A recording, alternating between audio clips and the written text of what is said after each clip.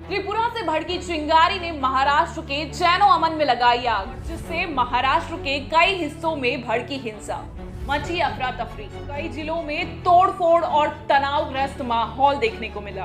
बौखलाई भीड़ ने न बच्चों को देखा न सयानों को, उन्हें तो बस अपना गुस्सा मिटाना था।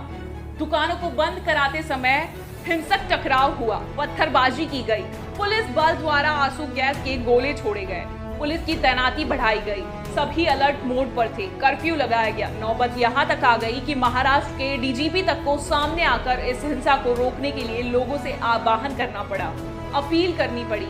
सवाल है कि महाराष्ट्र में नफरत की आग आखिर भड़की कैसे?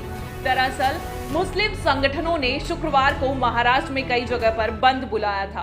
बंद के दौरान अराजक तत्वों ने तोड़फोड़ और आगजनी की। हिंसा का असर नांदेड़, अमरावती और मालेगांव में सबसे ज्यादा देखने को मिला और आलम यह था कि इसी हिंसा के विरोध में बीजेपी, आरएसएस और हिंदुत्ववादी लोग भी दूसरे दिन यानी शनिवार को मैदान में उतर पड़े। पुलिस से लोग भिड़ते दिखे और जवाब में पुलिस ने लाठियां भी बरसाई और पुलिस भी इस हिंसा का शिकार हुई। बताया जा रहा है कि ये सब त्रिपुरा में पिछले महीने हुई हिंसा की खबर का नतीजा है।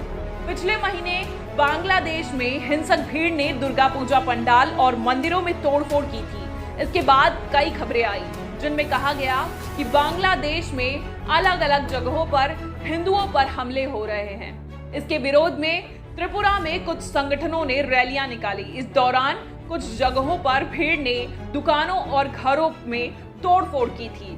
21 अक्टूबर को गोमती जिले में रैली के दौरान भीड़ और पुलिस में झड़प हुई थी। अगरतला, धर्मनगर और पानी सागर में भी रैली निकाली गई। इस दौरान धार्मिक स्थलों को नुकसान पहुंचाने की खबरें भी आई थी। इसी वजह से धर्मनिरपेक्षता की आड़ में इस दंगे को अंजाम दिया गया। इस पूरे मसले पर अब तक त्रिपुरा की पुलिस ने 2 महिला पत्रकारों को हिरासत में लिया है। भाई ये सही है, शब्दहीन हो गए हम भी कि नफरत की आग फैलाए कोई और, हर्षाना भुगते कोई और। समृद्धि और स्वर्णा नाम की दोनों महिलाओं का नाम एक एफआईआर में था। यह एफआईआर दक्षिण पंथी समूह विश्व हिंदू परिषद के एक सदस्य कंचन दास की शिकायत के बाद दर्ज की गई है। दोनों पत्रकारों के नाम समृद्धि सकुनिया और सवर्णा झा है। दोनों हाल में त्रिपुरा में हुई हिंसा की घटनाओं को कवर कर रही थी। उन्होंने आरोप लगाया कि पुलिस सुबह उनके होटल में आई और उन्हें धमकाया गया। इन पत्रकारों पर 153 ए के तहत धर्म के आधार पर समुदायों के बीच में दुश्मनी को बढ़ावा देने और आईपीसी की धारा 120 बी के तहत आपराधिक साजिश का हिस्सा होने का आरोप लगाया गया है। कानून भी गजब जुल्म ढा रहा है।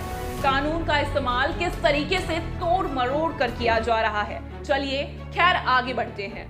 यूएई की शहजादी हिंद बिंद फैजल अल काज़मी ने भी त्रिपुरा की घटना पर अपना आक्रोश जाहिर किया है। उन्होंने ट्वीट कर कहा कि हिंदू धर्म में हिंसा और युद्ध की निंदा करने वाली शिक्षाएं नैतिक कर्तव्य के रूप में इसे बढ़ावा देने वाली शिक्षाओं में शामिल है। असल में हिंदू महिलाओं, बच्चों और बुजुर्गों को नहीं मारा करते, घरों और पूजा स्थलों को खत्म नहीं करते।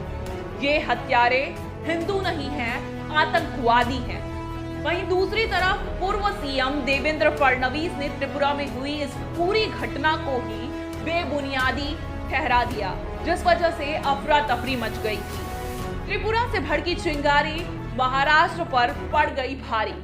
हालांकि राज्य में हिंसा को लेकर महाराष्ट्र की सियासत का पारा भी हाई हो गया है। अफवाहों के आधार पर दंगों को अंजाम दिया जा रहा है और इस दंगे में बलि एक मासूम ही चढ़ता है। इस तरीके की घटना की हम कड़ी निंदा करते हैं। आज के लिए इतना ही, फिर होगी मुलाकात, तब तक के लिए नमस्कार।